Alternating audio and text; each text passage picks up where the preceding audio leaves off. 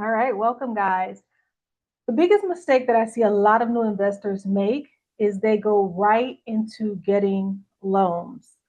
Loans are for professionals who know what they're doing. You don't even know. The biggest mistake that I see a lot of new investors make is they go right into getting loans. You don't even know if you can do it. You don't even know if you like doing it. You don't even know if this is something that you want to continue with. So, in my opinion, I do not think that new real estate investors should go out seeking loans. Let's get into it. All right, here's the problem with that. Number one, a lot of new investors don't anticipate a lot of the expenses that comes with owning a property. It sounds good, especially if you follow me and you see all of the cash flow that I get. It's like it's exciting.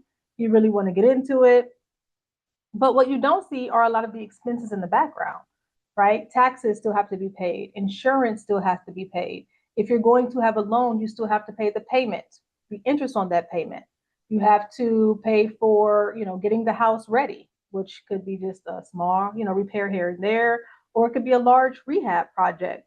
You're still going to have to pay for property management, lawn services, getting the house rent ready could just mean like hiring some cleaners. But these are all things that you have to do, not to mention things that pop up.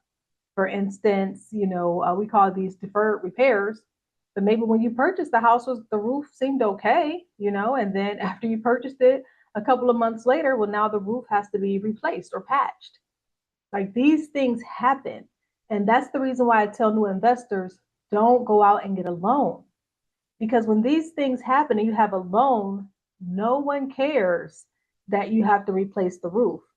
That payment is still due. So you want to make sure that you put yourself in a situation where you can still make the payment, which is almost impossible to do if you're relying on that for your income.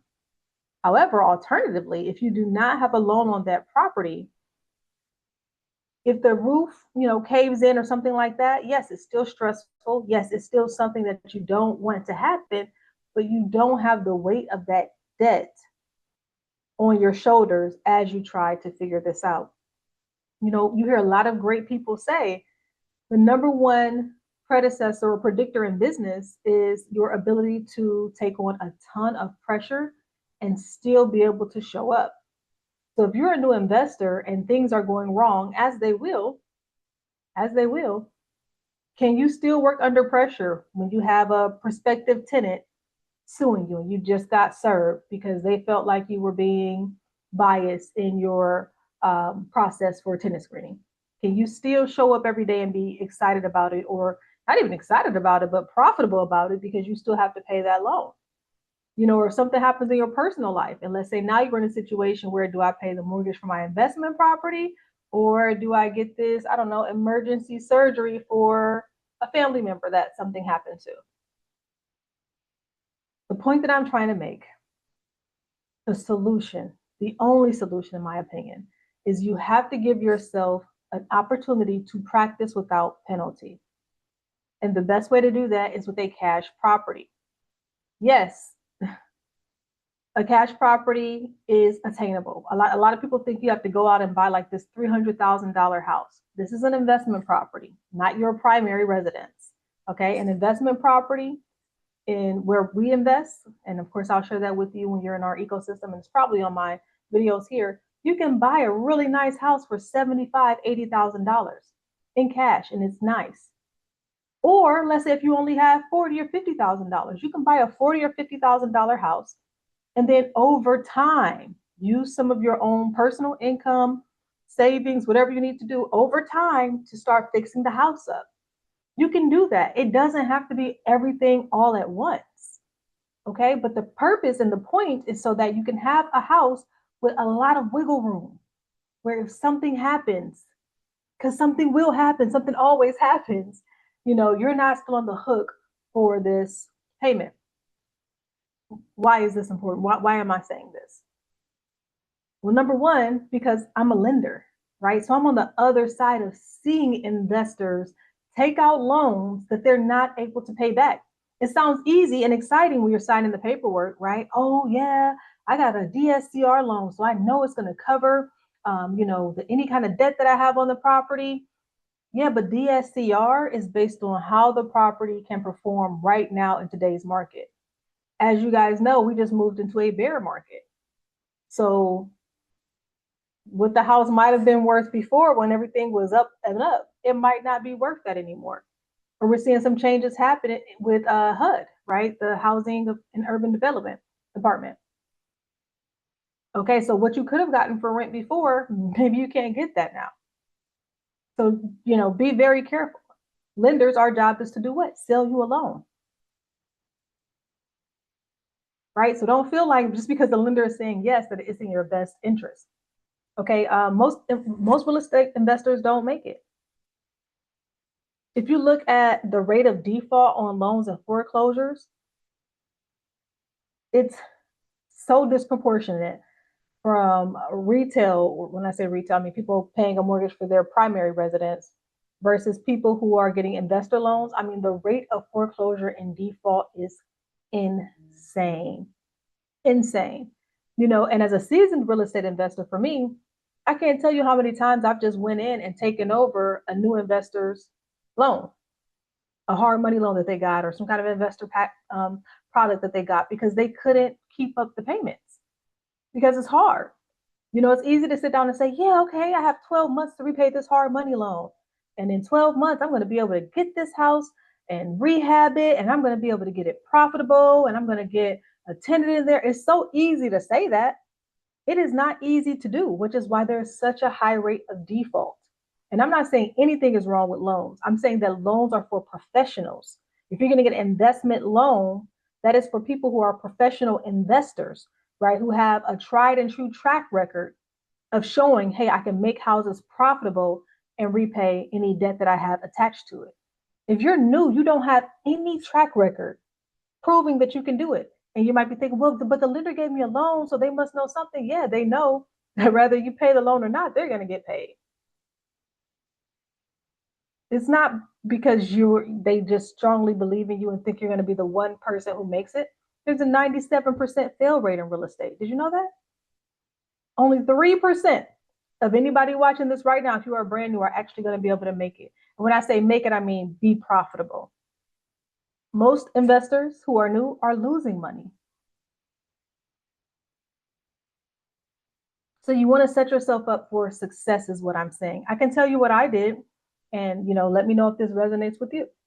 So on my very first investment property, at the time I was a school principal, mom of three. Actually, I was a mom of 2.5 because I was pregnant, married. And as you guys know, in education, we don't make a whole lot of money. This was 10 years ago. I wasn't even breaking $100,000, if that gives you any insight on how much I was making.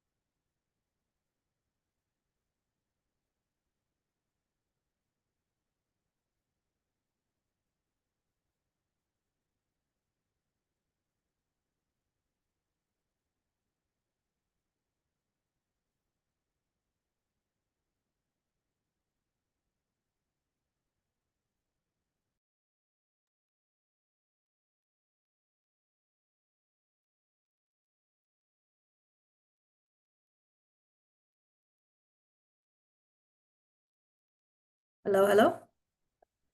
It's working.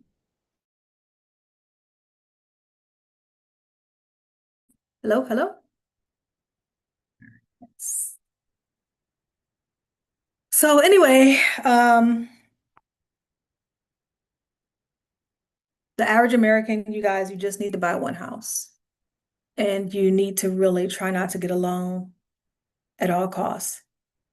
Now, I've had some people who, oh, I lost the audio. Let's start that again. Oh man, me and this microphone. I was trying to do a microphone to be fancy and totally messed me up. But if you're still on, I just want you to understand that you really just need one house to make a difference. You don't need to try to go all in and be this biggest real estate investor ever. One story that I was sharing about myself is, when I was a school principal, I want to say I was making maybe 70, $75,000 a year. And I would even have to work summer school. I would have to work extended day, all kinds of just extra hours just to make that. And so my take home pay for the month after taxes and everything, and this is being full transparency, was about $3,000 a month. That's how much I was making after, take home pay was $3,000 a month, $1,500 every 2 weeks. I had a master's degree. How am I? I'm not complaining about my salary because I chose the career I chose. I wanted to be in education. So for me, it was, we weren't going to make it if I didn't figure out something else. So I went ahead and bought a house in cash. I want to say we had that house under contract for $11,000. Might have been a little less. Rehabbed, we put in about 15 to $20,000. And yes, of course, on the rehab, we got, I don't want to say gypped, but we overpaid. All new investors do because you don't know enough people. Your network isn't deep enough. You don't have the negotiation skills. You don't know enough. That's normal. They just expect it, right? Um, but the beauty in paying for that house in cash is that we didn't have a loan looming over our heads, where it's like, well, we overpaid and oh my God, how are we gonna pay this loan payment back? That is one thing I really appreciate about not having a loan. I didn't have to have all that stress and pressure. Because listen, the way the one of the biggest ways to predict how well someone's going to do in business is how much pressure they can take and still show up like nothing else, like nothing is happening. And I know it sounds easy, you hearing me say it, but it's another thing when you just got served by a prospective tenant because they felt like you were being biased in your application process. You're like, what? I gotta go. I'm being sued? What? you know? Or, one of the contractors, subcontractors is suing you because they fell on your property and you still got to try to show up. Like, you got to be able to take a whole lot of pressure, and you haven't been pressure tested yet if you are a new real estate investor. And that's okay. You shouldn't have been pressure tested yet because you're new. That's why you got to give yourself space to practice and be able to make mistakes, which is why I always say get the cash house first. You can practice without penalty. You can buy a cash house because let's say if you only have 50,000, right? And it's 80,000 to have a house that's fully renovated in the area that I would always suggest. You don't have to do it all at once. Okay, you can buy it for $50,000 and then, every time you get paid, you can just get another project done, get another project done. You can buy yourself some time. When you have a loan, you can't do that. I mean, you can, but you still have to make that loan payment every single month. That's not going anywhere. But when you buy it in cash, you just buy yourself time, you buy yourself space to be able to make mistakes because you're going to make mistakes. Okay, so once we got the house rehabbed, and then we started looking for a tenant, you don't get a tenant overnight because you're new. So you don't even have a pool of tenants. You don't have a process or a flow of tenants coming in or a system for it yet. You're still learning along the way. So it's not instantly the house is finished, now I have a tenant. So the house is not cash flowing until you do. But the beauty of it for us was, again, we didn't have to worry about a loan payment. So even though the house wasn't making money at first, we didn't have that pressure to try to pay this loan back, especially for you guys who are doing the hard money loans where your interest rates are astronomical, so your monthly payments are extremely high. Um, so then Once we got the tenant in there and we partnered with a government voucher program, I mean, I couldn't believe the money that we were making. So our first rent offer was for 1350. I share this story all the time. Was for 1350. And so not only am I making my money back very quickly because that's a really nice amount of cash flow, it's all going with me. I don't have to pay a payment or an interest payment. The only thing I had to pay was taxes and insurance. And on a house that inexpensive, is it doesn't cost much. One house, so you don't need a property manager. So I'm not paying a property management company. Okay. I put in my lease that they are responsible for the lawn maintenance. So they're paying the lawn guy. So my cash flow coming into me was $1,000 per month. And that might not seem like a lot to you because I'm sure you guys are rich. Maybe you made better choices than I did in your career. I chose to be an educator. I knew I was going to make a lot of money. But for someone who was bringing in $3,000 a month, and you mean to tell me now I get an extra $1,000 a month and I don't do nothing but live my same regular life and I have an extra $1,000 a month coming in. I mean, that $1,000 a month sometimes was the difference between whether we can afford healthy groceries that month or if we just had to get by with whatever the cheap stuff full of preservatives were. Because we had three kids. And we were helping people living in and out with us. You know, it would be the difference between can we fill up our vehicles with gas? Or do we have to just kind of keep putting $10 in every single month? Some of y'all understand what I'm saying. Some of y'all understand what it's like to be a real average American. Because I know on TV it makes it sound like the average American makes a $500,000 and we're all no. Average American, I had a master's degree, I was a school principal, and I still had to figure out some months if we were going to be able to get all the groceries that we wanted. And that extra $1,000 a month was life-changing for us. So I went ahead and did it again. I put money from my retirement. After I did it the first time and things went well, I put money out of my retirement because I was doing the math. I'm like, I'm barely making it now. So when I retire, I'm going to make 70% of this income. So I'm not even going to have my 100% income like I have right now. And somehow then it's going to be enough. It's not going to be enough with inflation and everything going up. So I was like, I'm going to take my chances. I'm going to take money out of my retirement and I'm going to buy another cash house. And this time I ran the same exact play. And so now I have an extra $2,000 a month coming in. Now at this point, the job is looking like not so interesting anymore because I'm like, you mean to tell me I went out of here and bought two little cash houses, threw in some government assistant voucher program recipients, and now I'm making $2,000 a month? And you're talking to somebody who has been making $3,000 a month that was with a raise. And again, I thought I was doing okay. And now I got an extra $2,000 a month coming in. I mean, I couldn't even believe it. We were able to go on vacation. We were able to have date nights. We were able to just buy our kids clothes from a place other than the Goodwill, if I'm being honest. We were able to buy our kids toys that weren't used. Like, that might not seem like a big deal to some of y'all, but to me at that time, it was huge. We were able to go out and buy a car that I liked. Like, I actually was able to buy a car that I liked. Okay, we were a little, I probably didn't need a new car, but I had an extra $2,000 coming in, every month. That's what people are understanding when I say every month, like clockwork, those clocks those checks are hitting. And it's not like, people think investments are like a purchase. It's not. A purchase means I'm going to sell you this pen for $1. You get the pen, I get the dollar. Your dollar is gone. It is now mine. And now you have the pen. Investing, you get to keep the dollar and the pen.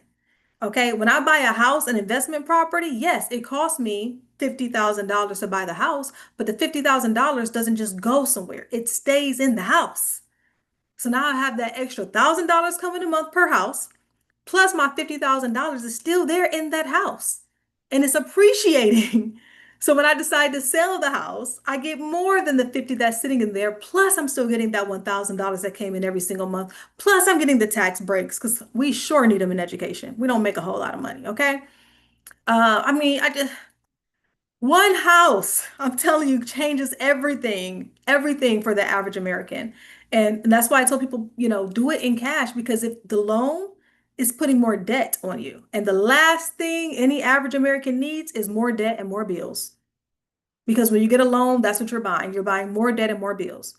And I know people are going to get on here and say, debt is good. Debt is good because so and so said so. You know what's good for the average American? More cash flow. and a higher net worth. That's what's good for the average American. The last thing us average Americans need is another bill to pay. And making that loan payment is another bill to pay. That interest payment is another bill to pay. Having, all of the stress that already comes with being another investor, now you're paying with your emotions. Now you're paying with your mental health. It's not worth it. The loan is not worth it until you prove to yourself that you know what you're doing. Now, once I started investing full time, this is 10 years ago, and I started investing full time and I got it. Well, yeah, okay, now we can start talking about some loans. Because now I have my contractor, who I had to learn and build and nurture a relationship with, who's going to do, show me love on the prices for, rehabbing my properties. Okay, now it makes sense. Or now, oh, now I know how to buy on a certain market at a great price point. So I don't mind getting the loan because now I know how to do it. I've done it a couple of times. That's when you go for the loan. You don't go for the loan right off the bat. And I'm telling you because I'm a lender, right? You know what lenders do? We sell loans. We're not giving you the loan because we think you're going to be the one person that makes it and we believe in you and you can do it. No, we sell you the loan because that's what we do. We sell loans and that's how we make our money. And then when you default, guess what? We make more money because we get to get your house back and we keep all the money that you had to put in your down payment and your monthly payments. It's a win-win for lenders. Ask me how I know, because I am one. Okay? We're not selling you loans from the kindness of our heart. You know. So if that's what you're going off of, what everyone says get a loan, what everyone says, okay, well, think about the source and who follow the money. Follow the money.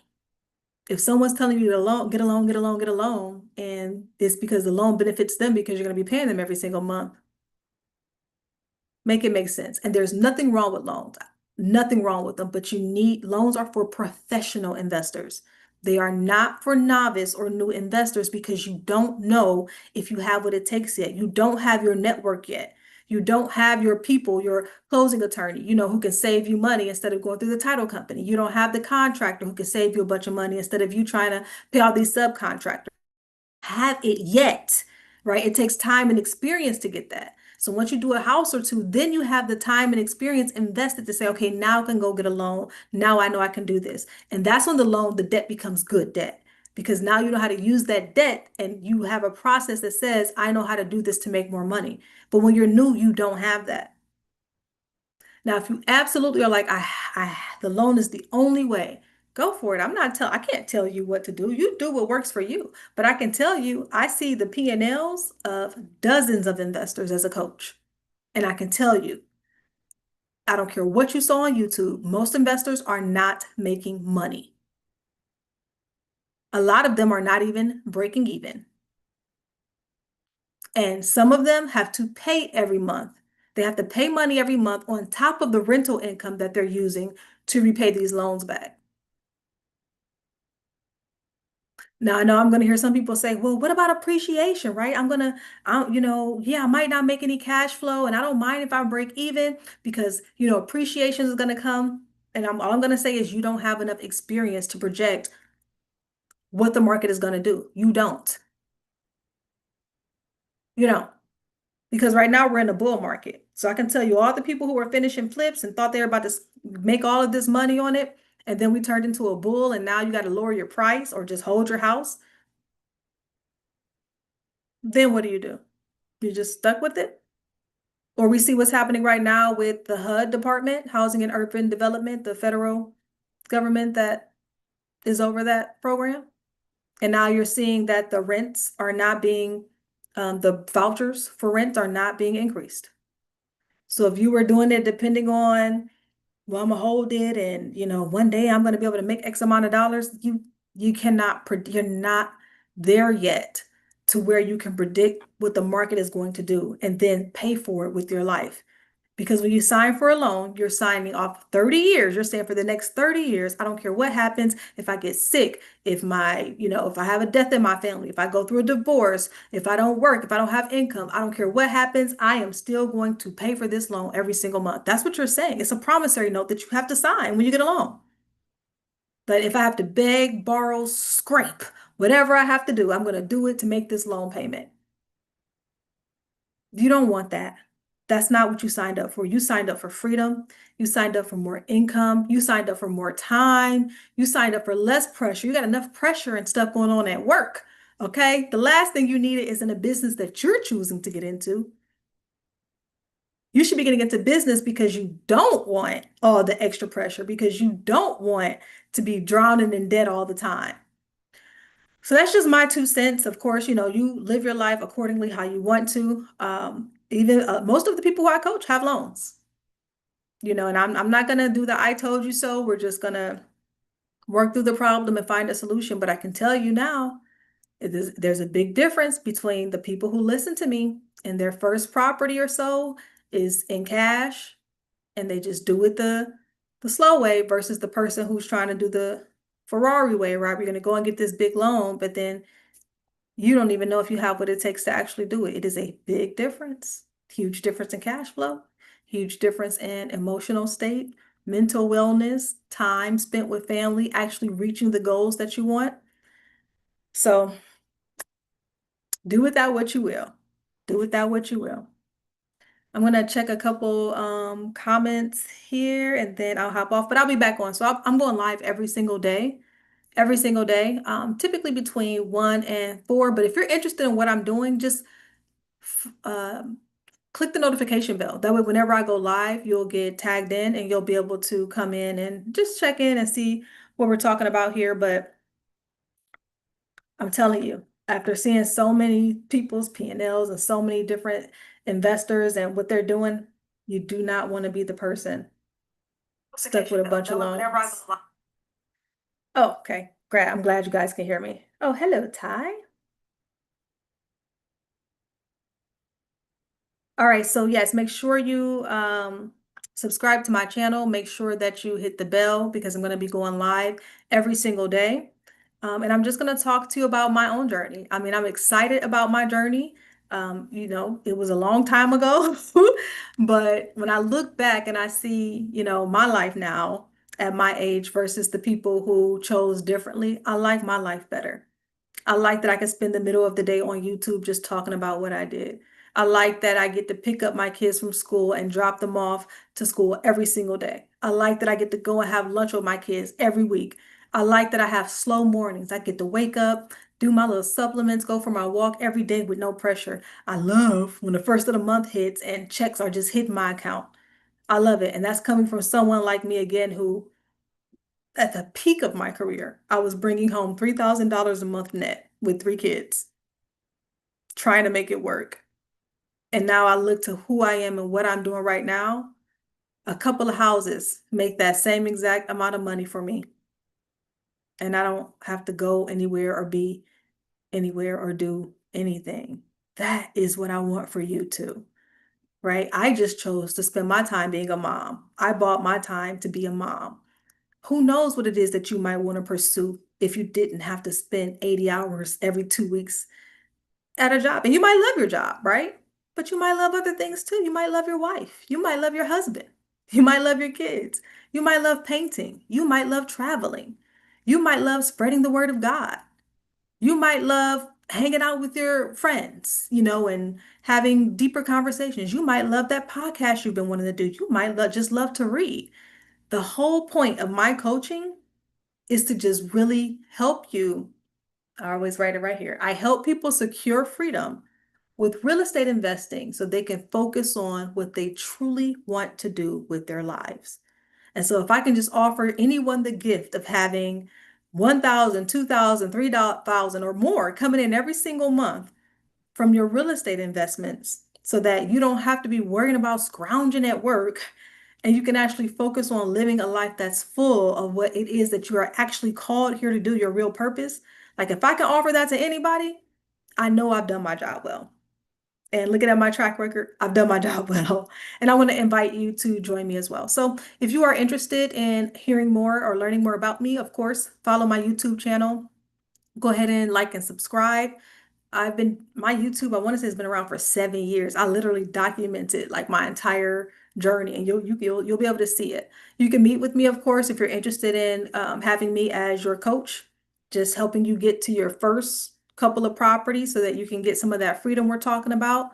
And probably tomorrow I have some free giveaways. There's this one lesson I've been called to teach over and over and over and over. But essentially, it just teaches you how to analyze any market for profitability. And then it teaches you how to just do a quick down and dirty analysis of how much cash flow you can expect to make. So I'll likely have a link for that tomorrow. But I'm going to hop off here. I'm sorry I lost audio, but I hope that those of you who stuck around, I hope it was worth your